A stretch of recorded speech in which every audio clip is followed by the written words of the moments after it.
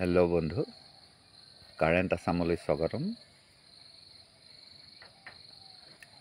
আপোনালোকক আজি এটা নতুন পদ্ধতি দেখুৱাবলৈ লৈছোঁ, যিটোৰ দ্বাৰা আপোনালোকে উপকৃত হ'ব। আপুনি এজোপা সাঁচি গছ ঠিক ইমান শকতেই হওক বা যিমান ডাঙৰেই নহওক, সৰু নহ'ব লাগিব। তেনে এটা সাঁচি গছৰ এই যে এৰুৱাই থোৱা আছে, ছাল এৰুৱাই থোৱা এটা দাগ দেখিছে, এনেকৈ ছাল চটা এৰুৱাই পেলাওক। ছাল চটা এৰুৱাই পেলাই তাত আপুনি 10-12টামান এনেকৈ ফুটা কৰি দিয়ক।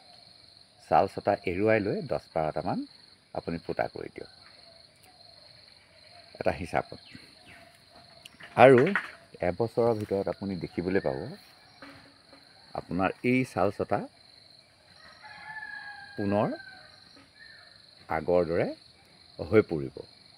এতিয়া মোৰ ইতিমধ্যে ছাল চটা এই আগৰ দৰে হৈ পৰিছে, আৰু এটা সময়ত ই সম্পূৰ্ণ মিলি যাব আৰু ই এটা সম্পূৰ্ণ ফুটিৰ দৰে লুক লাইক আহিব।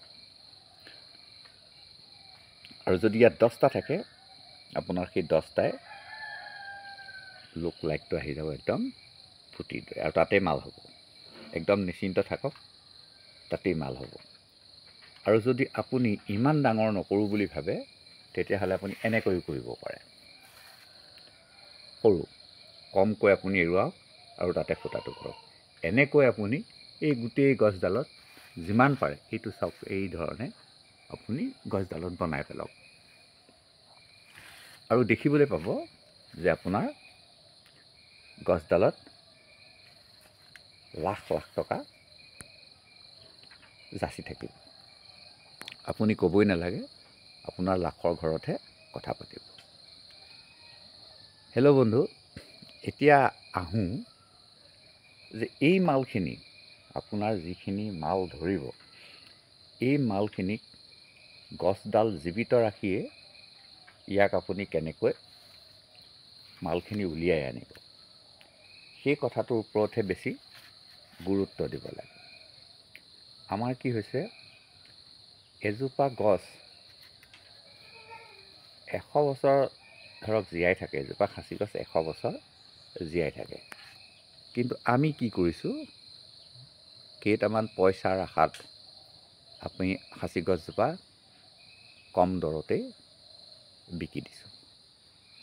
কিন্তু একেজোপা গছতেই কেনেকৈ বাৰে বাৰে মাল নিষ্কাশন কৰিব পৰা হয়, সেইটোহে অতি গুৰুত্বপূৰ্ণ কথা। অৰ্থাৎ গছডালো জীয়াই থাকিব আৰু মালো তাত বনি থাকিব, আপুনি টকাও পাই থাকিব। এই সাঁচি যিটো দাগ দেখিছে ন, এইটো অৱশ্যে আৰ্টিফিচিয়েল হয়, হওক, কোনো কথা নাই। কিন্তু ইয়াক যদি সমূলঞ্চে এই দাগটোৱে যদি খান্দি পেলোৱা হয়, দাগটোৱে খান্দি পেলোৱা হয়, সেই খানা পদ্ধতিটো কিন্তু হাতুৰি বটালি লৈ নহয়। ইয়াৰ কাৰণে লাগিব এই যে আমাৰ সোণাৰীবিলাকৰ ওচৰত থাকে এখন মিহি কৰত, তেনেকুৱা এখন মিহি কৰত লাগিব। আৰু সেই কৰতখনেৰে আমি কাঠ কটা নিশ্চয় দেখিছোঁ। কাঠ কটা কৰতখন আপুনি যেনেকৈ লগাই দিয়ে তেনেকৈয়ে কাটে। খাৰা কাটিব পাৰে, পথালিকৈ কাটিব পাৰে, গছজোপাত খুন্দা মাৰি কাটিব পাৰে। সেই ছিষ্টেমটো কৰি ল'ব লাগিব। তাৰ কাৰণে অৱশ্যে যথেষ্ট কাৰিকৰী জ্ঞান লাগিব। এই স্পটটো যে দেখিছে, এই স্পটটোৱে যদি গছজোপা এই দাগটো যদি সমূলঞ্চে গোটেই কাঠটো উলিয়াই আনিব পৰা যায়, গছজোপা কিন্তু অক্ষুণ্ণ থাকিব লাগিব। গছজোপা অক্ষুণ্ণ থাকিব লাগে, মানে ইটো ছাইডেও থাকিব, সিটো ছাইডেও থাকিব। মাত্ৰ এই স্পটটো যদি উঠাই আনিব পৰা যায়, পৰা হ'বই। এই স্পটটো লৈ আহিলে এটা আপোনাৰ এই যিটো বাংডাং বনায়, মানে সাঁচি গছৰ পৰা বেপাৰীসকলে যিটো বাংডাং বনায়, সেই বাংডাংটো ইয়াতেই বনি আহিব। অকল বাংডাংটো ওলাই গুচি আহিব, আৰু সেইটোতে হ'ব আৰু লাখ টকা। আপোনাৰ 1 লাখ টকা সেই বাংডাংটোতে হ'ব, তাতে ওলাব মাল, আৰু গছডাল গছ হৈ থাকি যাব। আৰু কিছুদিনৰ পিছত দেখিব যে বৰাই খাব, গছডাল আকৌ লগ লাগি যাব। এতিয়া তাৰ কাৰণেও কিছুমান বিশেষ পদ্ধতি অৱলম্বন কৰিব পৰা যায় অতি সহজে। কেনেকৈ? এই যে সাঁচি পুলিটো আপুনি দেখি আছে, এই সাঁচি পুলিটো যে দেখি আছে, ঠিক এনেকুৱা কাষতে থকা পুলিটো বা এই পুলিটো যে দেখি আছে, এই কাষতে থকা পুলিটোৰ আধা কাটি দিব লাগিব। মানে গছডালটোৰ আধা অংশ অকণমান, ঠিক ছালখনৰ পৰা অকণমান কাটি দিব লাগিব।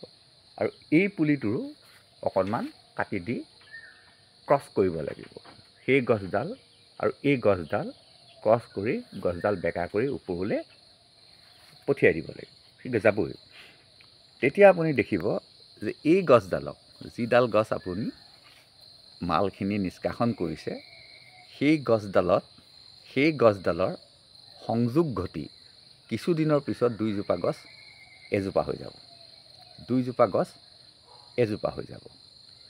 এজোপা হৈ গ'লে কি হ'ব? আপোনাৰ ইজোপা গছো নমৰিব, সিজোপা গছো নমৰিব। অৰ্থাৎ দুইজোপা গছতেই আপোনাৰ মালখিনি উভৈনদী হ'ব। আপোনাৰ গছডাল যিমান বয়সলৈকে থাকে সিমান বয়সলৈকে থাকিব। আৰু এই মাল উলিওৱা পদ্ধতিটো যিমানে ওপৰলৈ হয় সিমানে গছডালে কোনো কষ্ট নাপাব। ধৰক চিজাৰিং, যেতিয়া চিজাৰিং কৰে তেতিয়া সামান্যতম কষ্টহে হয়, কিন্তু প্ৰসূতিগৰাকীৰ কোনো ক্ষতি নহয়, যিটো নেকি এতিয়া অতি জনপ্ৰিয়। এই চিজাৰিং পদ্ধতিটো আৰম্ভ হৈছিল জুলিয়াছ চিজাৰ। জুলিয়াছ চিজাৰক প্ৰথম অপাৰেশ্যন কৰা হৈছিল, মানে চিজাৰিং কেছ কৰা হৈছিল। পেট ফালি তেওঁক উলিয়াই অনা হৈছিল। সেই তেতিয়াৰ পৰাই এই বস্তুটো প্ৰচলন হৈ আহিছে আৰু সেই পদ্ধতিটোক কয় চিজাৰিং। সেই চিজাৰিং পদ্ধতিটো আমি সাঁচি গছলৈ যেতিয়া লৈ আহিব পাৰিম, সাঁচি গছলৈকে যেতিয়া সেই পদ্ধতিটো আমি লৈ আহিব পাৰিম, তেতিয়া আৰু সাঁচি গছজোপা অৰ্থাৎ মালাৰ্টিজোপা কেতিয়াও ধ্বংস কৰিবলগীয়া নহ'ব। স্বাভাৱিকতে আমি গছজোপাৰ পৰা বাৰে বাৰে মাল পাই থাকিম। আৰু যিখিনি মাল উলিয়াই অনাৰ পিছত খালী ঠাই হ'ব, সেইডোখৰ স্বাভাৱিকভাৱেই আকৌ ফিল আপ হৈ যাব। এই কথাখিনিৰ ওপৰত যদি আমাৰ কৃষি বিশেষজ্ঞসকলে অকণমানো যদি যত্ন কৰিলেহেঁতেন, গৱেষণা কৰিলেহেঁতেন, তেতিয়া কিন্তু অসমখন এখন ভূস্বৰ্গত পৰিণত হ'লহেঁতেন। কাৰণ এইখিনি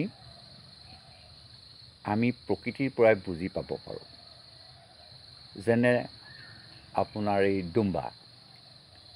ডুম্বা এনেকুৱা এবিধ জীৱ যে তাৰ মাংসটো গাত ওলমি থাকে। আপোনাৰ ঘৰলৈ আলহী আহিছে, আপুনি 3 কেজি মাংস ডুম্বাটোৰ পৰা কাটি আনিব পাৰে। আৰু সেইখিনি কোনো ক্ষতি নোহোৱাকৈ ডুম্বাটোৰ গাত আকৌ ফিল আপ হৈ যাব, সেইখিনি মাংস ধৰিব, আকৌ বেলেগ জেগাত তেনেকৈ মাংসৰ সৃষ্টি হ'ব। গতিকে এটা ডুম্বাৰ পৰাই আপুনি বাৰে বাৰে মাংস পাই থাকিব পাৰে আৰু ডুম্বাটো কেতিয়াও মৃত্যু মুখত পেলাবলগীয়া নহয়। হেল্ল' বন্ধু, সেইখিনি বহুত গৱেষণাৰ অন্ততহে হ'বগৈ, কিন্তু সেইখিনি কোনে চিন্তা কৰিব? সেইখিনি চিন্তা কৰিবৰ কাৰণে গৱেষক এজন আপুনি অনলাইনত লৈ আহিব নোৱাৰে নহয়, বা ওপৰৰ পৰা ধপককৈ নপৰে নহয়। সেইখিনি চিন্তা কৰিব লাগিব আপোনাৰ মোৰ মাজতেই। আৰু যিয়ে এদিন সেই বিষয়টোত ছাকচেছ হ'ব, সেইজনেই হ'ব এজন ভাল গৱেষক। আমাৰ মাজতেই সৃষ্টি হ'ব। যেনেকৈ আৰ্চিকাছ যিজনে উদ্ভাৱন কৰিছিল, সেইজনটো বিশেষ ডাঙৰ পণ্ডিত নাছিল। তেখেত আছিল এজন গীৰ্জাঘৰৰ ৰখীয়া। কিন্তু এটা বটলত তেওঁ বটল ধুই আছিল,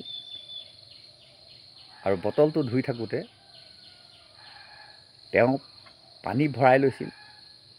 পানী ভৰাই লওঁতে সেই পানীৰ মাজেদি তেওঁ কিছুমান আখৰ দেখিবলৈ পাইছিল, আৰু আখৰখিনি ডাঙৰ হৈছিল। তেওঁৰ নাম আছিল, আপোনালোকে সকলোৱে জানে, লিউয়েনহুক। লিউয়েনহুকে আৰ্চিকাছ আৱিষ্কাৰ কৰিছিল আৰু এটা সৰু কাৰ্যপ্ৰণালীৰ মাজেৰে তেওঁ আৰ্চিকাছটো উদ্ভাৱন কৰিছিল। আৰু সেই আৰ্চিকাছৰ পৰাই আজি সৃষ্টি হৈছে অণুবীক্ষণ যন্ত্ৰ, যি অণুবীক্ষণ যন্ত্ৰৰ দ্বাৰা এই পৃথিৱীত আমি চকুৰে নেদেখা কোটি কোটি জীৱ বিচৰণ কৰিছে, বা মানৱ দেহতো কোটি কোটি ভাইৰাছ বা বেক্টেৰিয়াৰ বাসস্থান হৈ আছে। আৰু সেইখিনি এই অণুবীক্ষণ যন্ত্ৰৰ দ্বাৰাই পৰীক্ষা কৰি আজি মানুহৰ অপমৃত্যুৰ পৰা হাত সাৰিছে। গতিকে আজি আমাৰ মাজতেই, আপোনাৰ মোৰ মাজতেই তেনেকুৱা গৱেষকৰ সৃষ্টি হ'ব লাগিব। এই সাঁচি গছৰ ওপৰত গৱেষণা কৰিব লাগিব। এজোপা সাঁচি গছৰ পৰা জীয়াই থাকোঁতেই কেনেকৈ মাল সংগ্ৰহ কৰিব পাৰি, সেই ব্যৱস্থাটো উদ্ভাৱন কৰিব পাৰিব লাগিব। এয়া চাওক, ইমান প্ৰকাণ্ড সাঁচি বাগানখন একেদিনাই আহি 50জোপা বা 40জোপা গছ কাটি লৈ গুচি যাব। তাতকৈ যদি 50জোপা গছৰ পৰা মালখিনি নিষ্কাশন কৰি নিয়া হয়, তেতিয়াহ'লে আমাৰ গছখিনি জীয়াই থাকিব, বাগানখিনি জীয়াই থাকিব। বাৰে বাৰে আমি সাঁচি গছ ৰুই নাথাকিলেও হ'ব। এতিয়া আহোঁ আপোনাৰ সাঁচি গছত মাল বনোৱা পদ্ধতিটো হ'ল, আমি চাব পাৰোঁ বিন্দুসাৰৰ কথা আমি চাব পাৰোঁ। বিন্দুসাৰ, আমি সকলোৱে বিন্দুসাৰৰ কথা জানো। সেই বিন্দুসাৰৰ হ'ল কি? বিন্দুসাৰৰ কথাটো মই অকণমান উল্লেখ কৰিবলৈ গৈছোঁ। সাঁচি গছৰ লগত আপুনি ৰিজনি কৰিব পাৰে যে বিন্দুসাৰৰ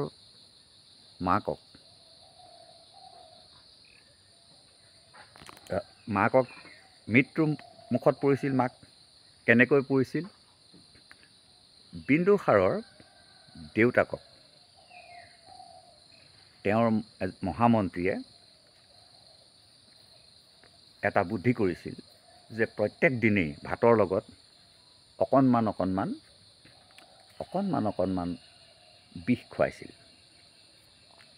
সেই কথাটো ৰজাৰ জ্ঞাত নাছিল বা আন কাৰোৰে জ্ঞাত নাছিল। ৰজাক যে বিষ খুৱাইছিল খাদ্যৰ লগত, সেই কথাটো কোনেও গম পোৱা নাছিল। অকণকৈ খুৱাইছিল। তিনি কম পৰিমাণে প্ৰথমে তেওঁ খুৱাইছিল। লাহে লাহে 20 গ্ৰাম পৰ্যন্ত তেওঁক বিষ পান কৰিব পৰা ক্ষমতাটো লৈ আহিছিল। অৰ্থাৎ তেওঁক একেবাৰে বিষাক্ত কৰি তুলিছিল। কিয় জানেনে? সেই সময়ত আপুনি তাতোতকৈও যদি আগত গুচি যায়, তেতিয়াহ'লে আপুনি দেখিব যে আমাৰ ঋষিমুনিসকলক ধ্যান ভংগ কৰিবৰ কাৰণে উৰ্বশী, ৰম্ভা, মেনকা আদিক মৰ্ত্যলৈ প্ৰেৰণ কৰিছিল, আৰু তেওঁলোকে এই ঋষিসকলৰ তপস্যা ভংগ কৰিছিল। কালক্ৰমত আমাৰ এই ৰজা মহাৰাজাসকলক হত্যা কৰিবৰ কাৰণে বিষকন্যা নিয়োগ কৰিছিল। অৰ্থাৎ বিষকন্যাসকলক অকণকৈ বিষ খুৱাই এনেকুৱা বিষাক্ত কৰিছিল যে তেওঁলোকৰ এটা চুম্বনতেই আন এজনৰ মৃত্যু হৈছিল। সেই বিষকন্যাৰ কবলৰ পৰা ৰক্ষা কৰিবৰ কাৰণে ৰজাক অকণকৈ বিষ পান কৰোৱা হৈছিল। কিন্তু এদিন কি হ'ল, ৰজাক বাঢ়ি দিয়া ভাতখিনি ৰাণীক খাবলৈ দি দিলে। ৰাণীক যেতিয়া খাবলৈ দিছিলে, ৰাণী তেতিয়া আছিল গৰ্ভাৱতী,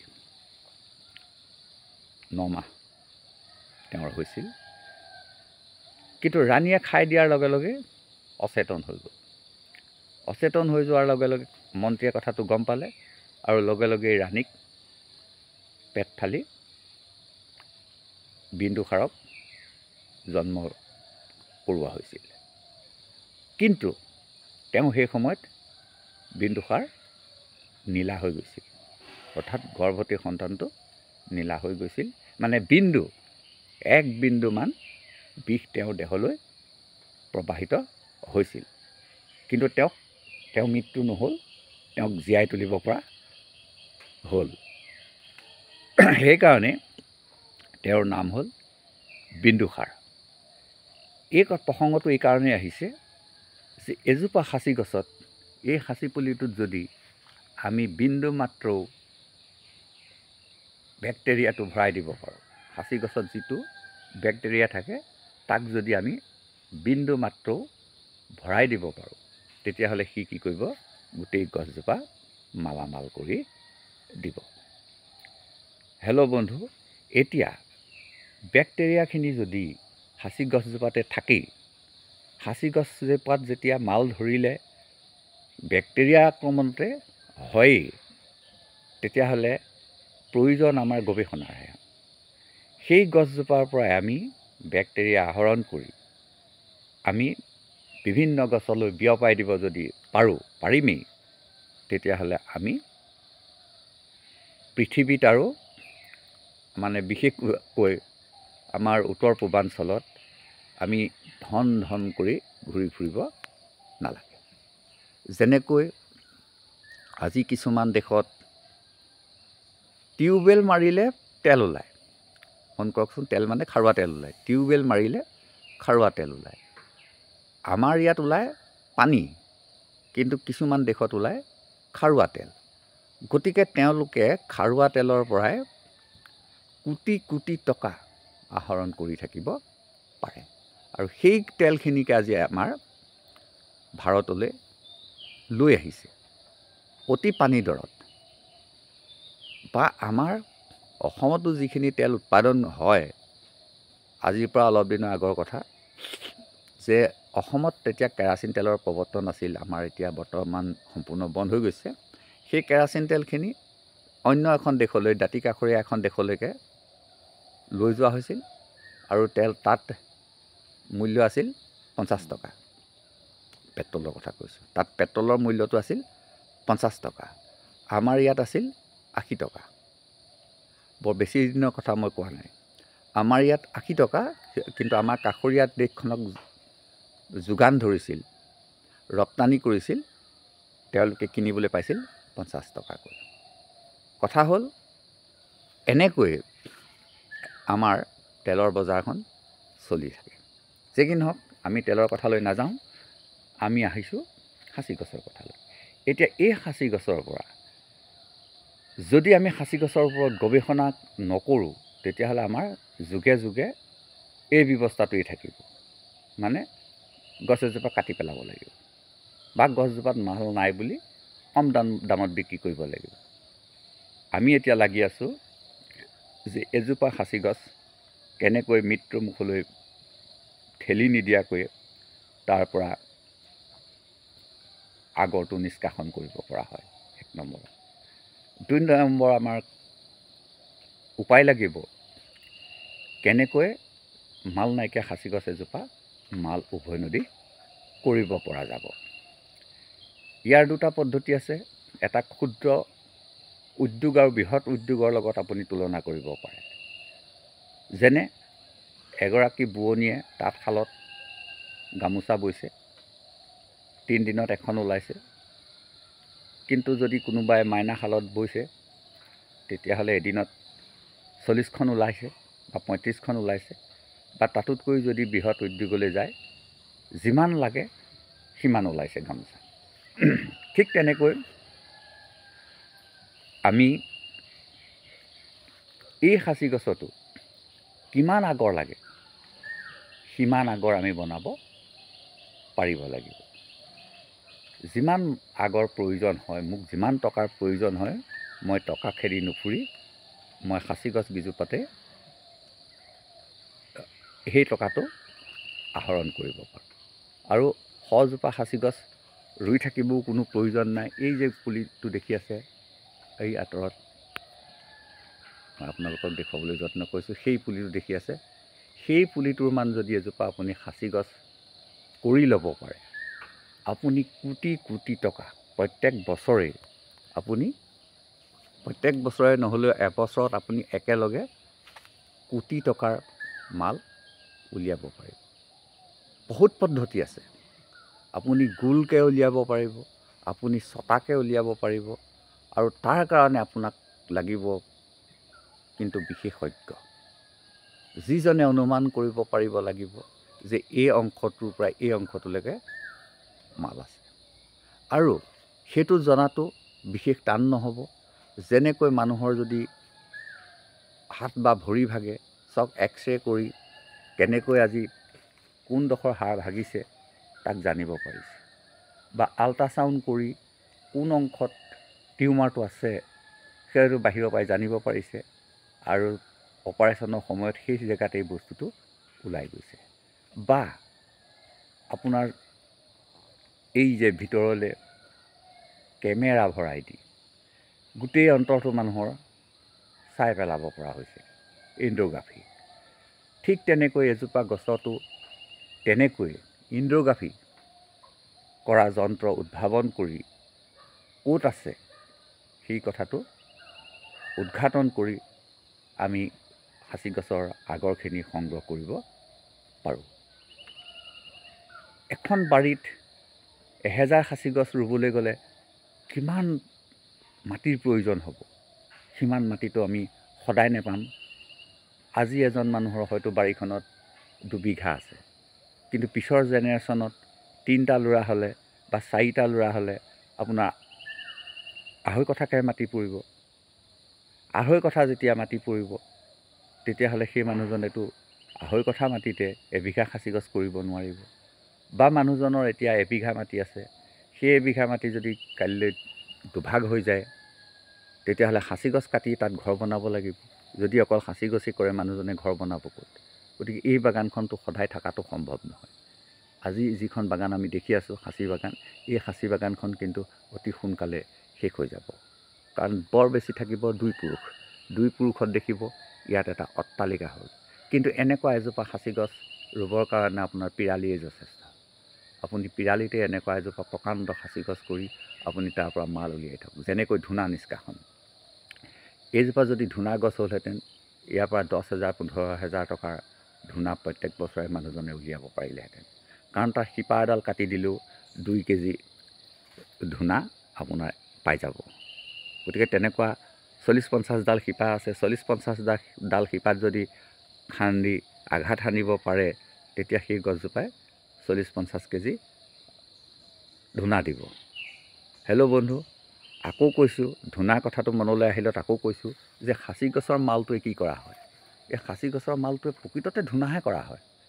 সাঁচি গছৰ যিটো অতি মূল্যৱান, যিটো একেবাৰে ভালৰো ভাল অংশ, সেই অংশটো কি কৰা হয়? ধূনা কৰা হয়। ধূনা কৰি পেলাই নি সেইটো মানুহে গ্ৰহণ কৰে ধূনাৰূপে। চাওক, কিছুমান এনেকুৱা ৰাগিয়াল বস্তু আছে চোবাই খায়, কিছুমান ৰাগিয়াল বস্তু আছে ব্লাডত ভৰাই দিয়ে, কিছুমান ৰাগিয়াল বস্তু আছে মুখেৰে পান কৰে, কিছুমান ৰাগিয়াল বস্তু আছে মুখতে লৈ থাকে, নহয়নে? ঠিক তেনেকৈ এই পৃথিৱীত পোৱা সকলো বস্তুক খাদ্য হিচাপে আমি গ্ৰহণ নকৰোঁ, আৰু এই সাঁচি গছৰ ধূনাটো খাদ্য হিচাপে গ্ৰহণ নকৰে। ইয়াক গেছীয় ৰূপে, গেছ হিচাপে, যেতিয়া ইয়াক জ্বলাই দিয়ে, ইয়াক গেছ হিচাপে মানুহৰ দেহত প্ৰৱেশ কৰে। তাৰ ওপৰতো গৱেষণা চলিব লাগিব। আজি সেই দেশবিলাকেও এবাৰ যেতিয়া তাক জ্বলাই দিছে, সি তেতিয়া কি হৈছে? সম্পূৰ্ণ ছাই লৈ পৰিৱৰ্তন হৈছে। কিন্তু তাকে নকৰি এই সাঁচি গছজোপাক কৃত্ৰিম উপায়েৰে, ধৰক এতিয়া চেণ্টৰ কথাটোতো সেইটোৱে হয়। কাৰণ যিটো আঁতৰৰ পৰা যিটো চেণ্ট বনাইছে, সেই চেণ্টটো মানুহে গ্ৰহণ নকৰে। সেই চেণ্টটো কি কৰিছে? মানুহে উশাহ নিশাহৰ জৰিয়তে মানুহৰ দেহটোলৈ পঠিয়াই দিছে। ধৰক গাত অকণমান সানি দিছে, বা আপোনাৰ অকণমান কপাহত লগাই পেলাই নি গাত চোলাত সানি দিছে, কিবা কৰিছে। এনেকৈ যে আমি কি কৰিছোঁ, বজাৰৰ পৰা অকণমান আঁতৰ কিনি আনি আমি কাণৰ ফুপত লৈছোঁ, কাণৰ ফুপতে ভৰাই থৈ দিছোঁ। কিন্তু সেই দেশবিলাকৰ মানুহে আঁতৰেৰে কি কৰে জানেনে?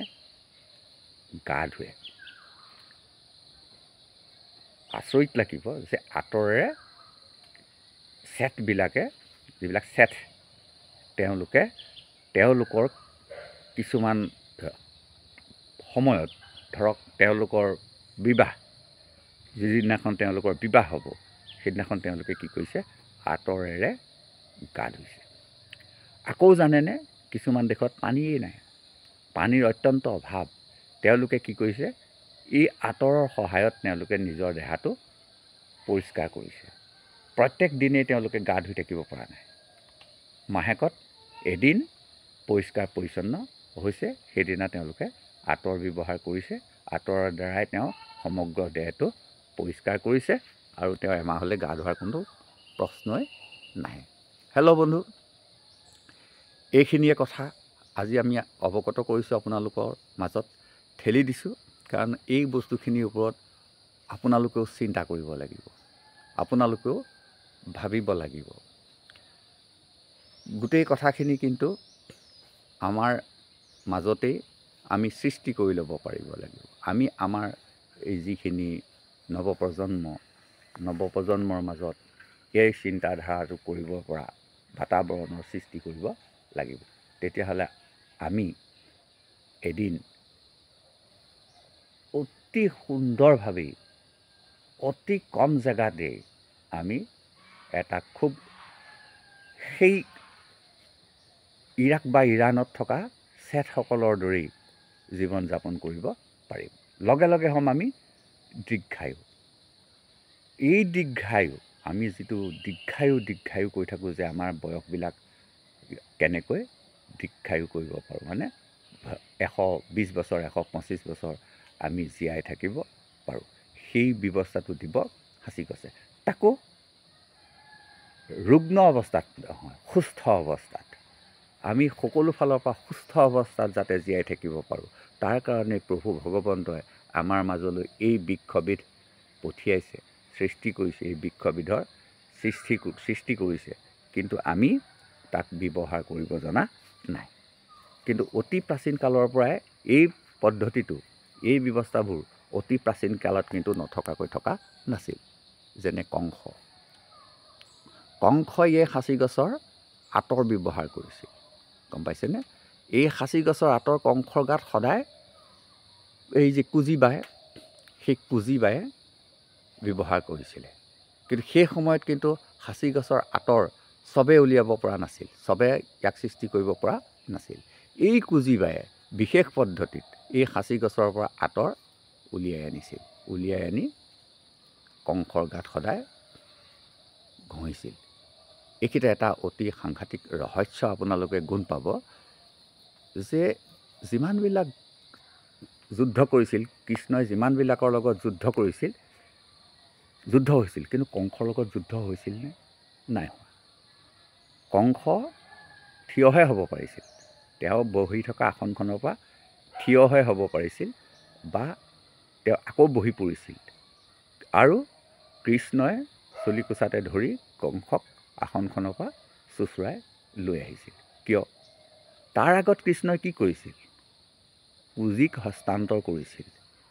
কুজিক যেতিয়া নিজৰ হাতলৈ লৈ আহিছিল, হয়তো, মই আপোনাক দৃঢ়তাৰে ক'ব নোৱাৰোঁ, হয়তো সেইদিনাখন এই কুজিৰ গাত কংসৰ গাত চন্দনৰ পৰিৱৰ্তে হয়তো এনে এবিধ পদাৰ্থ প্ৰয়োগ কৰা হৈছিল, যাৰ দ্বাৰা কংস সম্পূৰ্ণ অৱশ হৈ পৰিছিল, ভাগৰুৱা অনুভৱ কৰিছিল, খুব ক্লান্তি অনুভৱ কৰিছিল, আৰু তেওঁ কৃষ্ণৰ লগত যুদ্ধ কৰিব পৰা নাছিল। চাওক, ৰাৱণে ৰামৰ লগত কিমান যুদ্ধ কৰিছিল, বা হিৰণ্যকশিপুৰে নৃসিংহৰ লগত কিমান যুদ্ধ কৰিছিল, কিন্তু কংসও একেই অৱতাৰ আছিল। মানে অৱতাৰলৈ, মানে ভগৱান বিষ্ণুৰ অভিশাপতে কংসৰ জন্ম হৈছিল, কিন্তু কংসই কিয় যুঁজিব পৰা নাছিল? গতিকে এই যে কুজি বাই, তেওঁতো বৰ ডাঙৰ পণ্ডিত নাছিল, কিন্তু গৱেষক আছিল। গৱেষকসকল কিন্তু বহুত পঢ়া শুনা কৰি তেওঁলোকে যে গৱেষক হ'ব লাগিব এইটো কথা নহয়। আমাৰ বহুত গৱেষণা আমি নিজে কৰিব পাৰোঁ। আমি এতিয়া আহি আছোঁ এই সাঁচি গছৰ ওপৰত গৱেষণা। আজি ইমান দিন হ'ল, মই কালি কৈছোঁ যে বীৰ ভগদত্তই অসমৰ পৰা ৰজা যুধিষ্ঠিৰৰ ৰাজসূয় যজ্ঞৰ কাৰণে এই অগৰু কাঠ যোগান ধৰিছিল, অৰ্থাৎ আগৰ যোগান ধৰিছিল। তেতিয়াৰ পৰাই আজিৰ পৰা 500 বছৰ 5000 বছৰ হ'ল, 5000 বছৰৰ আগৰ পৰাই সাঁচি গছৰ ব্যৱহাৰ আছে। কিন্তু এই 5000 বছৰেও সাঁচি গছৰ ওপৰত কোনো গৱেষণা হোৱা নাই। সাঁচি গছৰ পৰা মাল নিষ্কাশন কৰিব পৰা কোনো ব্যৱস্থা গ্ৰহণ কৰিব পৰা নাই। যদি সেই পদ্ধতিটো গুচি আহে, তেতিয়াহ'লে আমি অপৰাশেই এখন পৃথিৱীৰ ভিতৰত বৃহৎ দেশলৈ ৰূপান্তৰিত হৈ যাম। যে সাঁচি গছজোপাৰ পৰা সাঁচি গছজোপা জীয়াই থাকোঁতেই তাৰ পৰা আগৰটো নিষ্কাশন কৰিব লাগিব, গোটেই আগৰ কাঠটো নিষ্কাশন কৰিব লাগিব আৰু সাঁচি গছজোপাও জীয়াই থাকিব লাগিব। হেল্ল' বন্ধু, আৰু দীঘলীয়া নকৰোঁ, আজিৰ ভিডিঅ'টোতে ইমানতে সমাপ্ত কৰিছোঁ। আকৌ ইয়াৰ পিছত লগ পাম। আকৌ আমি এই সাঁচি গছৰ ওপৰত বহুত কথা জানিম, পাতিম, আৰু আমি বিদেশী মুদ্ৰা আহৰণ কৰাত আমাৰ ভাৰতবৰ্ষক সহায় কৰিম।